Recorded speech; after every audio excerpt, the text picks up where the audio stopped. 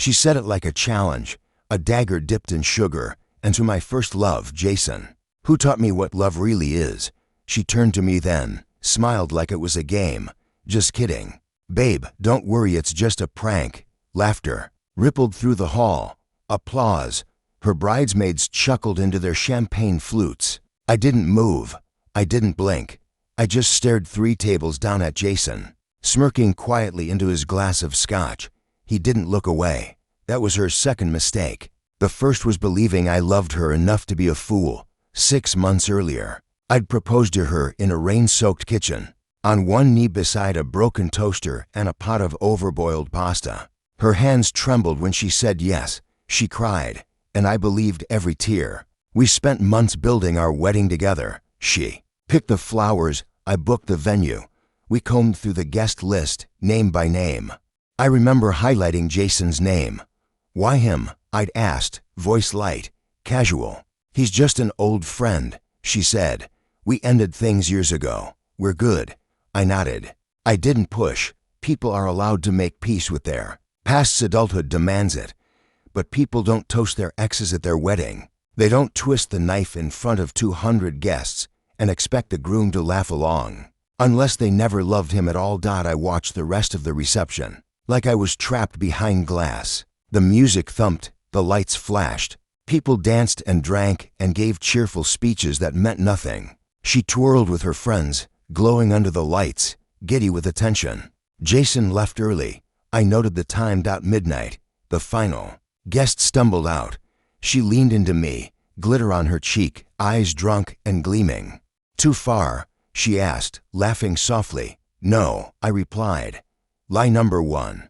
She passed out that night in our honeymoon suite, still wearing the tiara, still smelling like rosewater and champagne. I was gone before she woke. The honeymoon was scheduled for Monday. 48 hours. I spent them burning everything to the ground quietly. All the vendor contracts were in my name. The ring, paid in full, returnable. The honeymoon flights and hotel, cancelable. My lawyer, a friend from university, placed a call to her employer. Nothing destructive yet. Just verification, a subtle inquiry. I traced Jason. Found out they'd met for drinks twice just last month. He wasn't over her, and she wasn't. Done with him. She wanted the stability of me, the security, the status. But she missed the chaos, the edge, the thrill of him. So I gave her both. One final thrill, one unforgettable image. On the morning of our departure, I booked a single one-way ticket. Sent her a message at 6 a.m. The prank was a good one. Here's mine. The wedding's off. Enjoy your toast. Then I turned off my phone and boarded the flight. She called 32 times. The texts began with confusion, turned frantic, then slid into rage, and finally pleading. Her parents messaged me by noon. I didn't answer. I didn't need to. My best man already knew. The hotel manager knew. The story was spreading before she even finished wiping her tears. By the time I landed, she'd posted something cryptic on Instagram. Not all love stories have happy endings, but people asked questions. They always do, and the truth doesn't stay buried. I gave her silence. Weeks of it. Nothing cuts deeper. Then, when she believed it was over, when she thought maybe, just maybe, she could rewrite the ending, I let one message through. Can we talk, please? I miss you. That was all I needed. I invited her to meet. Neutral ground. A clean, quiet cafe. Bright windows, no shadows. She arrived looking softer than I remembered. Pale, hollowed out around the eyes. Whether it was regret or insomnia, I didn't ask. I was stupid, she began, voice cracking. It was just a joke. You're not stupid, I said, calm as ice. You're cruel. She froze. I leaned forward. You knew what you were doing. You wanted a reaction. You wanted to see if I'd fight for you. You tested me like a child playing with matches. Her mouth parted slightly. No words came. I don't play games, I told her. I end them, and I had. Perfectly. Jason. He lost his job 2 weeks after the wedding. Downsizing, officially.